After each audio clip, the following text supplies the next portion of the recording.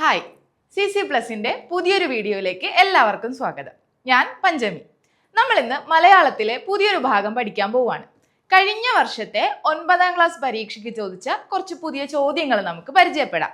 അതിനു മുന്നേ ഒരു കാര്യം, നമ്മുടെ CCയിലെ മലയാളത്തിന് കളരി എന്ന് പറഞ്ഞൊരു ബാച്ച് ഉണ്ട്. നമ്മുടെ മലയാളത്തിൽ പഠിക്കാൻ ബുദ്ധിമുട്ടുള്ള ഭാഗങ്ങളെല്ലാം എങ്ങനെ എളുപ്പത്തിൽ പഠിക്കാനും എങ്ങനെ എളുപ്പത്തിൽ വായിക്കാനും അക്ഷരത്തെറ്റില്ലാതെ എഴുതാനും ഒക്കെ പറ്റും എന്നൊക്കെ പ്രാക്ടീസ് ചെയ്ത് പഠിച്ചു വരുന്നൊരു ക്ലാസ് ആണ് നമ്മൾ കളരിയിലൂടെ കുട്ടികൾക്ക് പ്രൊവൈഡ് ചെയ്യുന്നത്. അപ്പോൾ കളരി ബാച്ചിൽ ജോയിൻ ചെയ്ത് മലയാളം എളുപ്പത്തിൽ പഠിക്കാൻ താല്പര്യമുള്ള കുട്ടികൾ ഈ കാണുന്ന നമ്പറിലേക്ക് വേഗം കോൺടാക്ട് ചെയ്തോളൂ.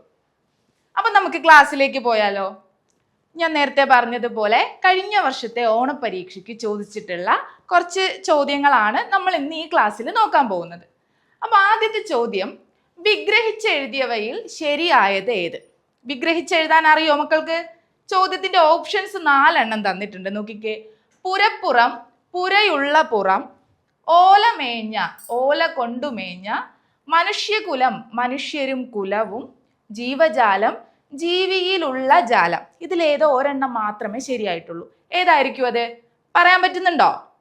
ഏതോ ശരിയായ ഉത്തരം? ഓലമേഞ്ഞ, ഓല കൊണ്ടുമേഞ്ഞ. അതാണ് ശരിയായിട്ടുള്ള ഉത്തരം. ബാക്കി 3 ഓപ്ഷൻസ് നോക്കിക്കേ. പുരപ്പുറം, പുരപ്പുറത്തെ നമുക്ക് എങ്ങനെയാ ഒന്ന് വിഗ്രഹിച്ച് പറയാൻ പറ്റുക? പുരയുള്ള പുറം എന്നാണോ? അല്ല, പുരപ്പുറത്തെ നമുക്ക് വിഗ്രഹിക്കാൻ പറ്റുന്നത് പുരയുടെ പുറം എന്നാണ്. മനുഷ്യകുലം, മനുഷ്യരും കുലവും എന്നാണോ ശരിയായ ഉത്തരം? അല്ല, അതിനെ നമുക്ക് എങ്ങനെ വിഗ്രഹിക്കുക? മനുഷ്യരുടെ കുലം. 4മത്തേത് ജീവജാലം, ജീവനുള്ളവയുടെ ജാലം എന്നായിരിക്കും അതിനെ വിഗ്രഹിക്കേണ്ടത്. അപ്പൊ ജീവിയിലുള്ള ജാലം തെറ്റാണ്. അപ്പൊ ഇതിൽ ശരിയായിട്ടുള്ള ഓപ്ഷൻ ബി ആണ്, ഓലമേഞ്ഞ, ഓല കൊണ്ടുമേഞ്ഞ. അപ്പൊ അങ്ങനെയാണെങ്കിൽ നമുക്ക് 9ാം ക്ലാസ്സിലെ ആദ്യത്തെ പാഠമായ സുകൃതഹാരങ്ങളിലെ കുറച്ച് വിഗ്രഹിക്കാനുള്ള വാക്കുകൾ നോക്കിയാലോ? അപ്പൊ സുകൃതഹാരങ്ങൾ എന്ന 1ാമത്തെ പാഠഭാഗത്തിലുള്ള കുറച്ച് വാക്കുകൾ എങ്ങനെ വിഗ്രഹിച്ചെഴുതാമെന്ന് നമുക്ക് നോക്കാം. ആദ്യത്തെ വാക്ക് നോക്കിക്കേ, സുകൃതഹാരങ്ങൾ. എങ്ങനെ സുകൃതഹാരങ്ങളെ വിഗ്രഹിക്കുക?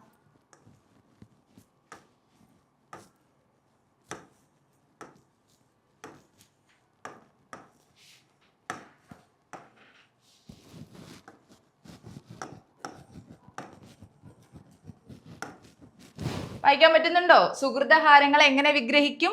സുകൃതമാകുന്ന ഹാരങ്ങൾ. ഇനി 2ാമത്തെ വാക്ക് കൈത്താർ. എങ്ങനെ കൈത്താറിന് നമ്മൾ വിഗ്രഹിക്കുക? കൈയാകുന്ന താർ.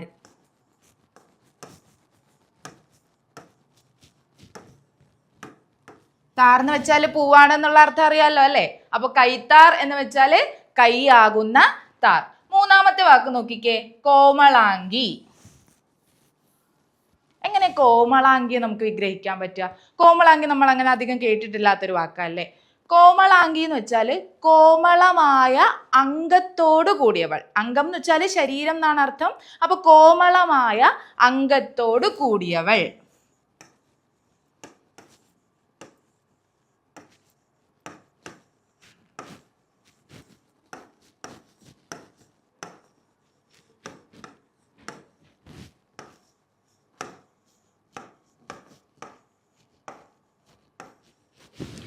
നാലാമത്തെ വാക്കാണ് കൃപാരസം. കൃപാരസം എങ്ങനെ നമ്മൾ വിഗ്രഹിക്കുക?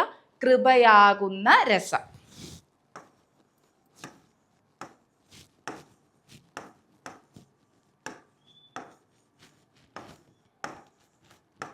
അപ്പൊ ഈ 4 വാക്കുകൾ എഴുതിയെടുത്ത് പഠിച്ചോളാം. ഇനി ഒരു 4 വാക്കും കൂടി ഉണ്ട്. അപ്പൊ സുകൃതഹാരങ്ങൾ എങ്ങനെ വിഗ്രഹിക്കും? സുകൃതമാകുന്ന ഹാരങ്ങൾ. കൈത്താർ, കൈയാകുന്ന താർ. കോമളാങ്കി, കോമളമായ അംഗത്തോട് കൂടിയവൾ. കൃപാരസം, കൃപയാകുന്ന രസം.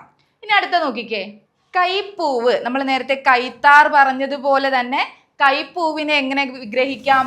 കൈയാകുന്ന പൂവ്.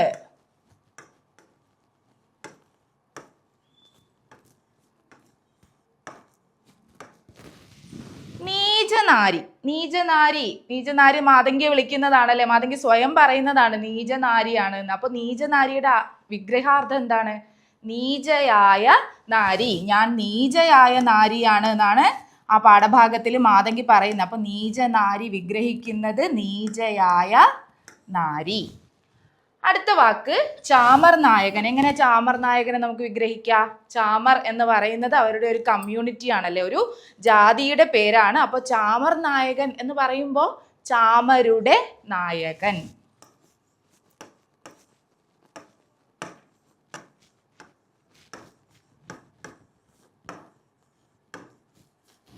കരപുടം. അവസാനത്തെ വാക്ക് എന്താണ്? കരപുടം. കരപുടം നമുക്ക് എങ്ങനെ വിഗ്രഹിക്കാൻ പറ്റുക?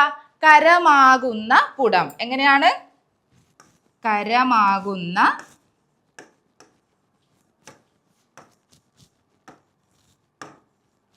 പുടം. അപ്പോൾ നമ്മൾ സുകൃതഹാരങ്ങളിൽ നിന്നെടുത്ത കുറച്ച് വാക്കുകളുടെ വിഗ്രഹാർത്ഥമാണ് പഠിച്ചുകൊണ്ടിരുന്നത്.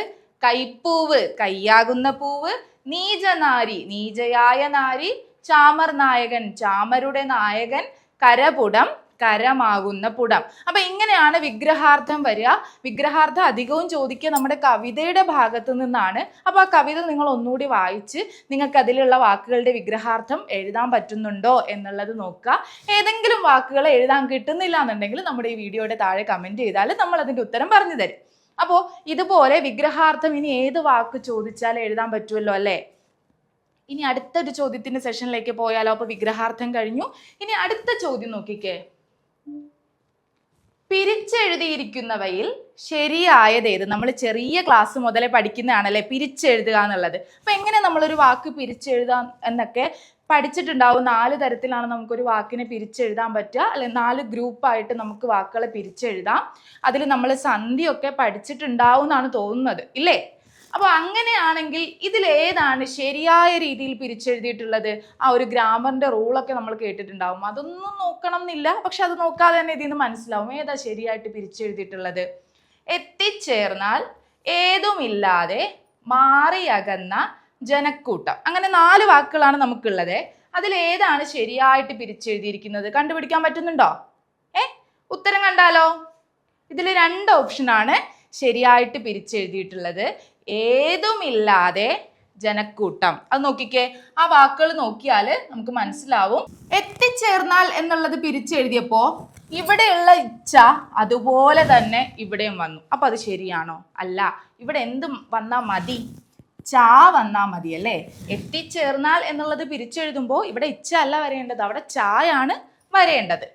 ഏതുമില്ലാതെ എന്ന വാക്ക് പിരിച്ചെഴുതുമ്പോൾ ഏതും പ്ലസ് ഇല്ലാതെ, അങ്ങനെയാണ് പിരിച്ചെഴുതേണ്ടത്. അപ്പൊ ഇത് നോക്കിക്കേ, ഇത് കറക്റ്റ് ആണല്ലേ? ആ ഉത്തരം ശരിയാണ്. അടുത്ത വാക്ക് നോക്കിക്കേ, മാറിയകന്ന.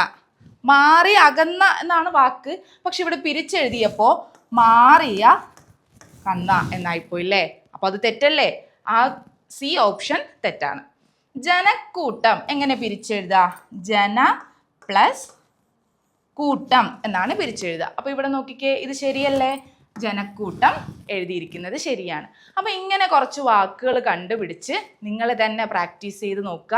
അങ്ങനെയാണെങ്കിൽ പിരിച്ചെഴുതുകയും നമുക്ക് ഈസി ആയിട്ട് സ്കോർ ചെയ്യാൻ പറ്റും. അപ്പൊ വിഗ്രഹിച്ചെഴുതുകയും പിരിച്ചെഴുതുകയും മനസ്സിലായോ? ഇതുപോലെയുള്ള കൂടുതൽ ചോദ്യങ്ങൾ പ്രാക്ടീസ് ചെയ്യാനായിട്ട് വീണ്ടും വീഡിയോയുമായിട്ട് വരാം. അപ്പോൾ അടുത്ത ക്ലാസ്സിൽ കാണാം. ഇതുപോലെയുള്ള മലയാളം ക്ലാസ്സുകൾക്കായിട്ട് നമ്മുടെ ചാനൽ എല്ലാവരും സബ്സ്ക്രൈബ് ചെയ്യുക. അപ്പോൾ നമ്മുടെ CC+ൽ 1-to-1 ട്യൂഷൻ അവൈലബിൾ ആണ്. 1-ാം ക്ലാസ് മുതൽ 12-ാം ക്ലാസ് വരെയുള്ള കുട്ടികൾക്ക് ഇൻഡിവിജ്വൽ ട്യൂഷൻ എല്ലാ സബ്ജക്റ്റിനും അവൈലബിൾ ആണ്. അപ്പോൾ കൂടുതൽ വിവരങ്ങൾക്കായിട്ട് സ്ക്രീനിൽ കാണുന്ന 9496949929 നമ്പറിലേക്ക് എല്ലാവരും കോൺടാക്ട് ചെയ്യുക.